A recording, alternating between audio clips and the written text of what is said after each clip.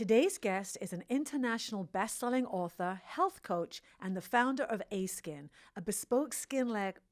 Let me start again. I fucking knew I'd say that. This is the first time I've messed up all day. Here we go. Today's guest is an international best-selling author, health coach, and the founder of A-Skin, a bespoke skin-led... Fuck. Just take the word out. Just take the word out. Thank you. Just take it Seriously, out. I've been like flawless, right? Now, like, well, okay. Today's guest is an international best-selling author, health coach, and the founder of A-Skin, a skincare line specifically attuned to the seasoned. Michelle Aspinwall has studied the principles of traditional Chinese medicine and herbal therapies, and her background allows her to bring the best of the Western science and Eastern healing modalities to empower women around the world to realign their life after 40, specifically through the lens of hormonal balance and personal narrative. She resides in New York City with her family. Please welcome today's guest, Michelle Aspinwall. Hi, Petra. Thank you. Okay, so let's just get it. And let's talk, how do we unapologetically realign our life after 40? Or for me, after 50? This is the conversation I've been waiting to have on my show, and here you are. That's amazing. So, it starts with, my signature modality, this is what I call it, aligning with time. I think for a lot of women, for a lot of time in life, we're always playing around with time. We're wanting to reverse time. We're wanting to turn back the clock. We're wanting to look good for our age. All of these sort of colloquialisms that I too was sort of saying and doing and feeling. And when I work with women, the signature thing that really helps them, the element that really centers them and presents them, is when they actually identify with where they are right now. So like, I'm going to be 48 in a couple of months. I'm not playing like I'm 42. I'm not trying to look like I'm 37. And I'm certainly not trying to move like I'm 34. Do you know what I mean? I am legit owning the age that I am right now, which makes me identify practices and tendencies that align with this body at this moment and this spirit in this time. Because what we're doing now, like how we're working and doing life now, is what actually creates our health in 2 years, 5 years, 7 years, 12 years. So aligning now keeps us in the present, which, all of us need to, I think, could use a little consciousness around being more present right now. But it keeps us from the past, because our past is done. Our past doesn't need us for the most part. And if we stay aligned right now, again, it creates the future. When I read Align with Time, my soul went, yes, because it's so, we've been told to like fight time, age reversal, stay young.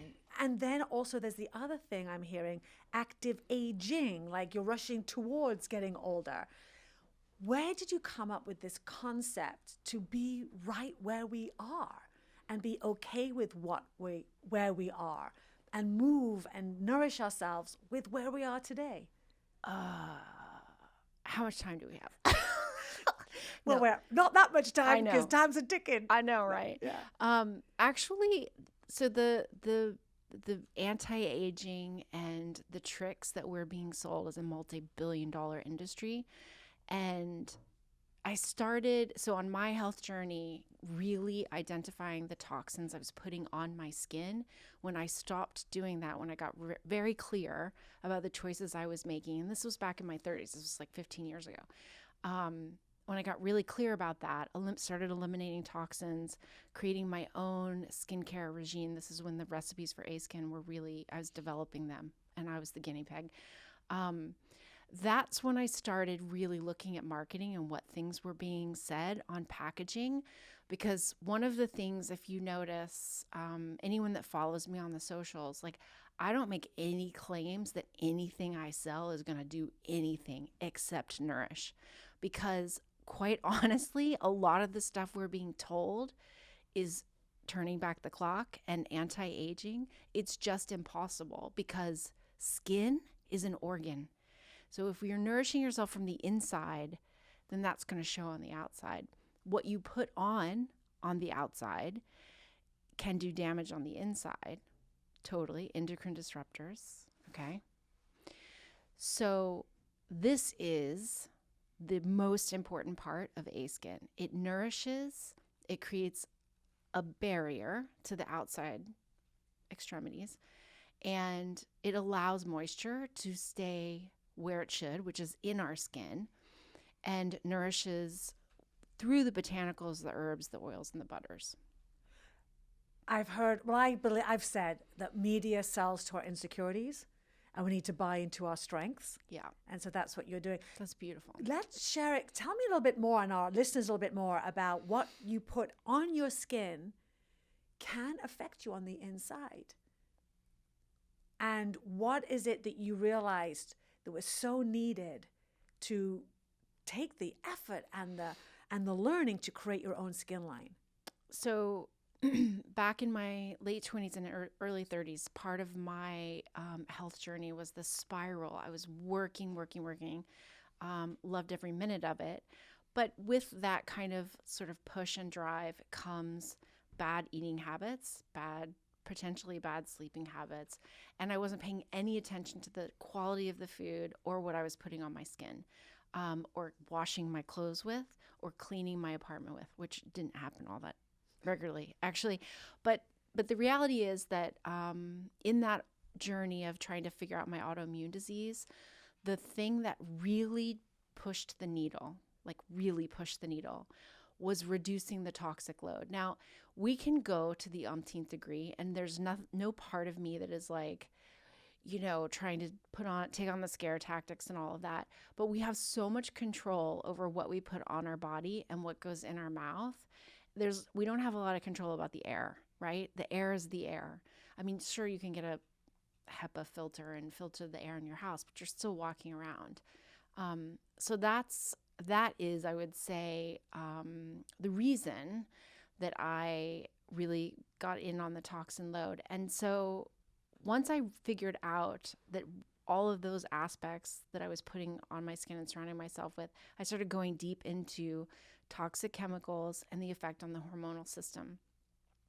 So within chemicals, there are estrogens that mimic the female body's estrogen that we create. Those are xenoestrogens, and those are found in plastics like BPA. You hear BPA all the time. Well, if you're not using BPA, you're using another form of chemical, which I don't know what it's called at this exact moment, to make the plastic hard. That's what keeps plastic together so it's not soft. So those in the body doesn't really tell the difference. And then you have these xenoestrogens, and that's what can cause excess estrogen, right? Because part of our hormonal makeup is that balance between our estrogen and progesterone. And as we age, that estrogen level is doing a roller coaster and also declining because our ovaries are stopping making the estrogen, and the adrenal glands are taking on that role. So you don't want synthetic estrogen, because then the body has to process that. And when you have excess of that, you're putting a lot of toxic load on what's already a toxic environment. And we're already trying to get the estrogen out, right? We don't want it recirculating in the body. That's part of the addition of estrogenic cancers. This is a really long answer. I bet you didn't know it was going to go that long. No, but this is fascinating because I got to tell you, I'm through the other side of menopause.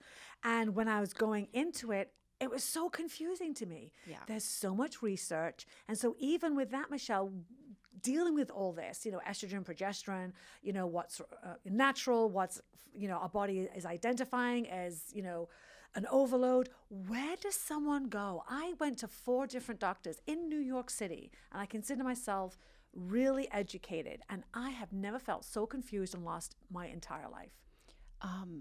My heart goes out to you. Do you know how many women have said this to me, including I had this experience early in my 40s as well. Here's the deal.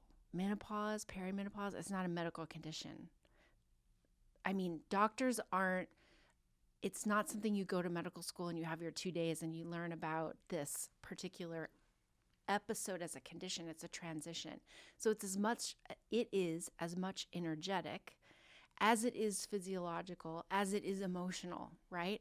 I really, in my practice and in my own personal life, I really believe that these years between 40 and 51, 2, 3 is this time where we're meant to get really serious about what our life has been like up to now, what we think life can be, and I'm talking all areas, right? And then what kind of life you want to have going forward. And part of this, if I just may add, is this estrogen is our building hormone, right? I mean, I don't want to get too nerdy here, but when our estrogen starts to low, estrogen kind of keeps us in line. It kind of keeps us focused on raising and having children. It keeps us focused on the family and keeping everyone close and safe. So we're meant to have, at this age, we're meant for our children. If you're thinking like procreation wise, this is usually the age when children are heading off to college. And for the most part, most women, unless you're having kids around 40, that's what happens. And so it's interesting that we have this physiological response, and then the emotions kick in. And sometimes in your life, if you're not really investigating and asking the hard questions, if you're just still kind of pushing that stuff down, your lack of estrogen or the waiver of the estrogen can really trigger these responses. And for some women, it's like depression or sadness or like a roller coaster. And then for other women, it can be like anger and rage. And all of these are legitimate feelings, but it's a dialogue, right? I mean, did you feel like your body was having a dialogue with you? It was having a freak out with me. It was not even a dialogue. It was a one-way conversation. And the interesting thing, Michelle, I think this is what's so fascinating for me and many of the listeners.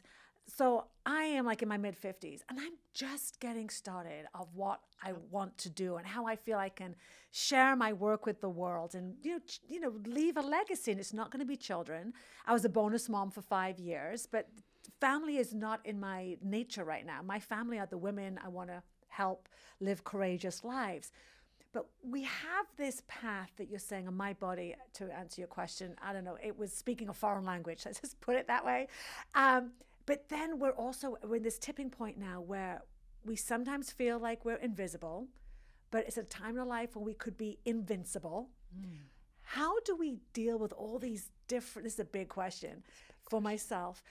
Where do we put how our body is responding naturally to how we want to show up in the world, in this new world, where at 55 you're recreating yourself, or you're reinventing yourself, you're trying a new personality on in some way, if that makes sense. I mean, I couldn't agree more. I think you just said it. Like, this is the time to align with who you are right now, align with this dialogue that's happening inside. Like, it starts out as like maybe a bit of a storm, right?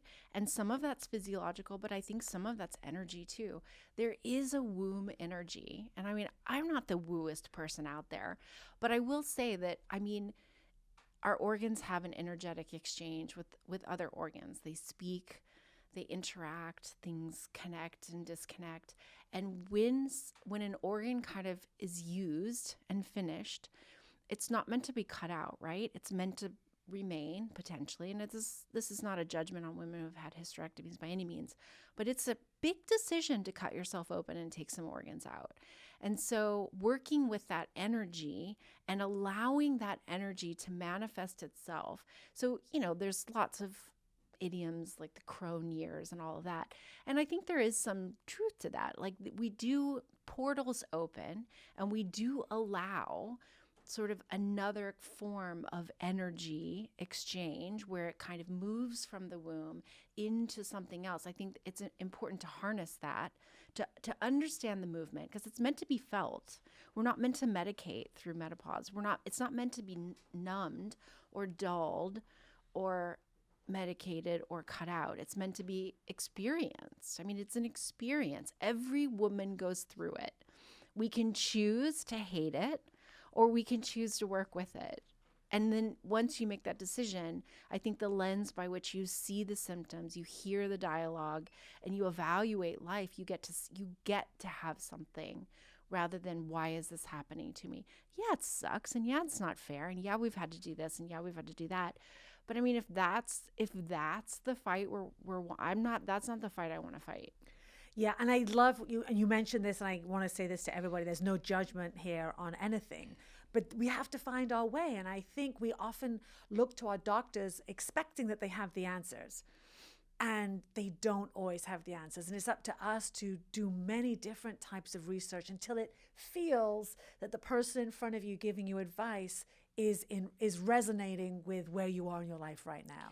I mean, can I just say that like women have always been the healers throughout history? I mean, if you're looking at the trajectory of long history, I'm not talking like the past 200 years. And then somewhere along the way, like politics and religion got in the way, and women were sort of shifted into a different paradigm. I mean, some women were burned, some women were drowned, some women were ostracized in some of the most ugly ways possible. And then sort of medicine was sort of taken over and masculinized. But I think one way for a woman to really own this time is to recognize, if it's not a medical condition to be solved or fixed, then what is it? If it's an energetic exchange or movement of energy, then somehow that portal opens up to have the opportunity to listen to your intuition, to kind of put you in a place of going back home and listening to what your innate body is telling you, your soul. I think as women, though, we are so busy being taught, for me, it's go, go, go, do, be. And I often say we're human doings versus human beings. Yeah. Any strategies you can give to the listeners, Michelle, to help them come back home? How do we begin to listen to our body when we've been so busy either punishing our body because we don't like it, or ignoring our body because it's giving us inconvenient messages? Where are some first steps for the listeners to take to help make friends with themselves again? This is the $65 million question, right? I think the very first thing that I get women doing is sleeping. So if you are sleeping less than 7 hours a night, your body, the collective you, the body is not able to rest and repair and detoxify, which are its natural tendencies. It's meant to do that. We're designed to do this. So, and those 7 hours don't include like 2 a.m. to 7 or 8 a.m. Like we all need to sync up with the circadian rhythms of nature. We are natural beings. We're mammals living on this planet. So sleep is paramount. And when women have sleep issues, it generally has to do with something during the day. So that's the yin and the yang, right? This is the eastern side coming in. So if sleep is an issue, look at what you're doing in the daylight hours and what time you're trying to go to bed. I do a challenge with the women in my group program around sleep. And the first thing we do is we shift the circadian clock much earlier, because, every major religion has a devotional or a meditative or a praying time around sunrise. And there's a reason for that. Now, I am not one to love getting up at the crack of dawn, and I don't do it very often, to be quite honest, but I don't sleep late. That's not healthy. And if I'm sleeping late, there's something going on, and I listen to that, right? So sleep is number one. Hydration is crucial. And when I say crucial, I mean the first thing we should all be doing you roll over. If you're not taking your temperature, you roll over and you should drink a giant glass of water. Your brain cannot start working, your lymphatic system cannot start moving, and your organs don't wake up until you give it some hydration. You've been quite literally fasting for hopefully 7, 8, 9, 10 hours. Water is key, not coffee. Coffee later, right? Coffee 30, 45 minutes later. Because here's the thing. When we wake up, we have this hormone cortisol, which gets a bad rap all the time. Cortisol is crucial. And that surge of cortisol that should happen like 30 minutes or so before we wake up, and then into the first 90 minutes, that cortisol has a multitude of jobs, one of which is looking for all of the dead, damaged, precancerous, autoimmune type cells, and it just clears it all away. So part of that process is understanding what to do to allow that to happen, and hydration is key. And coffee is dehydrating. Yeah. I mean, it's a diuretic. Makes so much sense. Yeah. So much sense. Now, I'm sure a big part of this is stress. And you talk a lot about the difference between life stress and perceived stress. And I talk about this a lot too. Our brain can't tell the difference between a thought and what's actually going on. Totally. How does this affect our health and how we treat ourselves and how we show up and the ability to slow down and listen to our own bodies? Totally. That's a great question. So our hypothalamus in our brain is like the lighthouse, right? It's always looking for real perceived, or stress that you think might be coming. So the three examples I give are: our body doesn't know a whole lot of difference between being chased by a tiger in actual road rage, or the thought that your child crossing the street might get hit by a car every day after school. So those are like the three different elements of stress examples of the three different elements of stress. So the hypothalamus, in the thoughts and feelings that your perception of your environment, whether it's your physical vessel or your outside environment, the body and the mind and the soul are all connected. So if you're thinking these thoughts, your hypothalamus is sending messages, and that's creating the hormonal cascade. So in telling yourself, like, we are all living in this earth suit, okay? So we all have these thoughts. So when we have these thoughts, it's important to recognize, and there's so much out there on consciousness and getting very clear with recognizing thoughts and is this true? But really the best one, and I can't remember to give her credit, she's written a multitude of books, but the question that she poses is this true, right? Is this Byron Katie? Yes, Byron Katie. Thank you. I'm so glad you said that. It's one of the easiest practices I think that a woman can do, is to actually say, and it starts with the wrinkles that we see, the little bit of bulge, the tummy, the sagging breast, whatever it is, right? Like that's just the very, like the hair, like the very, and then it moves out from there, like the really dangerous stuff, like, is drinking half a bottle of wine 4 or 5 times a week actually good for us? And then it spirals out from there. So that's, I could talk about that. Could be a whole episode in and of itself. I just think it's so powerful. Like, we have these thoughts running through our heads as women, and all the then, time. gosh forbid, when we get into our 40s and 50s, a lot of those thoughts are negative. And how that impacts our life and the choices that we make. I think people really underestimate that. So I love the science. I always say science meets woo-woo. Yeah. There's proof now that these unanswered and unnoticed thoughts, whether you're noticing them or not, your body is certainly responding. Totally. And also the simplest thing is just to keep telling yourself, I'm okay. This is all okay. This will pass. It will not always be like this. Like, when I start to have that bout of rage that's coming on because some very small thing is happening in my kitchen, I tell myself this is going to pass. Before I scream, if indeed that happens, I tell myself this is going to pass. This feeling I will not feel like this. It almost always changes my response, even if it's just turning the volume down just a little bit.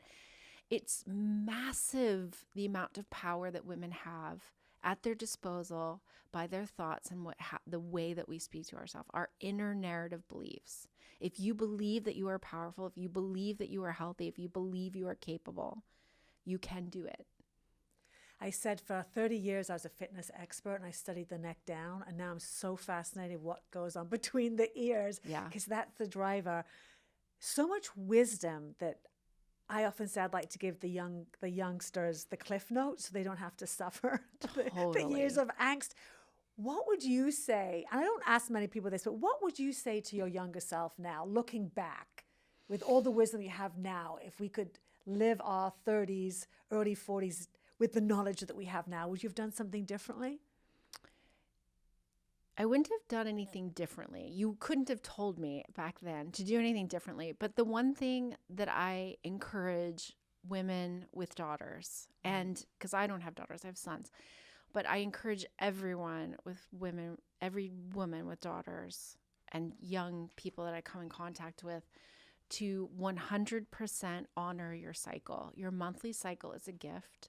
It is the GPS for how your body is functioning. And that includes the mind, because the mind is creating the hormonal cascade of what's happening monthly. So to really honor that cycle, understand what it means, understand what your body's doing in that time, and learn how to read it, because it is monumental in understanding who you are and how your life is working. Like, No, literally. no one teaches us this. No. Ever. I've never once even thought of that. Yeah. Bit late now, but Bit late for me too. train left the station. Yeah. But with that, what brought you on this journey, Michelle, to really take the time and do the learning and the understanding of this magnificent, crazy, annoying, beautiful gift called our body? Yeah, totally. Many health crises, and both my own and my younger son. So that sort of started it all for me. And then just feeling for a very long time failed by the medical system in America. But I just was not going to let that defeat me. And I was not going to go to the negative place of, well, this is just how it is. And I recognize people with privilege, like I have the means to see specialists and various healers. But I also know people who are doing work that it's not, crazy expensive. It is available, but it takes lighting a fire and getting up and doing it and deciding that it's a priority and deciding you're going to get to the bottom of it and deciding that your health is worth it, deciding you want to live a woke existence. Do you know what I mean? For me, and I just look back, I'm a 2-time cancer survivor. So it's often we have this assumption that our body is there for us. Tomorrow is going to be today. And then you get that diagnosis, whatever it might be. It could be cancer, it could be whatever. And then I just saw the world throws you a pebble, a rock, a brick wall. And when we have those pebble moments of discomfort in our body, let's use that as a wake-up call. And I'm not ever saying, because so many people said to me, Michelle, well, what do you think you did to get cancer? I said, I think I got the short end of the stick, and it just is. I'm not someone that believes you did this and you got that. But what can we do, or is there something you could invite us to tell ourselves each day to wake up and celebrate our extraordinary in these ordinary of days? When we have, a Monday we wake up and then a Tuesday, to really recognize and honor our health for where we are now in alignment with who we are and our age right now, and not take it for granted. So a mentor of mine once said that she believes that the past is either a memory or a lesson. So you have these experiences and you are either gathering and creating memories, or there's a lesson to be learned. And so in my life, as I align with who I am right now, a 47-year-old woman with kids at a certain age and a husband and a career that's sort of career number 4, business number 5, a career that's really, it's carrying me. I'm not carrying it. I'm not driving this bus. I'm on this ride, and it is miraculous. Explain more about that. When you say, I love that idea, it's I'm not riding this bus, the career is carrying me. I've never heard that. I love it. I just felt goosebumps. Yeah. What's that sensation that you're feeling? That's the portal that was opened up at 42 when I unraveled, and I didn't know what these feelings were. I didn't understand these intuitive hits. I didn't understand why I was being told to go this way when I had always gone that way. There's a lot happening in there, in that portal. And so in really aligning, I know I've said this 1,000 times, but in aligning with right now, I'm gathering the memories, and I'm trying very hard to learn the lessons in the moment, because there was a lesson that happened back in time, and I didn't recognize the lesson. I didn't see it as a lesson. I saw it as a curse. I saw it as a deficiency. I saw it as a moment to get through. And when I really went to that dark place and I really thought about it and I really went there on my knees, I recognized that it was a gift, and that every moment that I'm alive is a gift. It's a true gift. Yeah, I've been brought to my knees before, and you can't bypass that stuff. No. You don't forget it. Yeah, I've never heard that before. I love the idea of our past being memories or lessons. It's not this or that, it's this and that. And different circumstances from our past are going to be information and data that we can bring into our now, or they're just beautiful memories. Yeah. But make no mistake, I don't think the suffering is required. I don't think the suffering is required. I think at the time, my suffering helped me wake, helped me kind of like open my eyes and say, okay, I hear you now. But I don't think it's required. And I'm deciding right now in this transitionary, expedition I'm on as being driven, I'm deciding right now that the struggle is not a requirement, that I don't actually have to have the struggle in order to achieve. Agreed. And sometimes that suffering is that brick wall because I'm not learning that. There was lessons I needed to learn that I had been kind of putting off. And I think this was, in a way, the universe's way of going, we've got big plans for you. And you're falling asleep at the wheel in your own life. Yeah, totally. Michelle, this conversation is so needed for my listeners. Thank you. Thank you. Where can the people listening in stay in touch with you? Because this is just the beginning. Thank you. My website, michelleaspinwall.com. I'm on all the most of the socials. So Facebook, Instagram is Michelle P. Aspinwall. And A-Skin, my skincare line is a.skin.care, but you can also order it online on my website. Fantastic. We'll have all those links in the show notes. And thank you, Michelle, for the gift of your time, your spirit, your generosity, and for reminding us all of the power and beauty that comes of aging and our ability to align with time. Thanks. Thank you.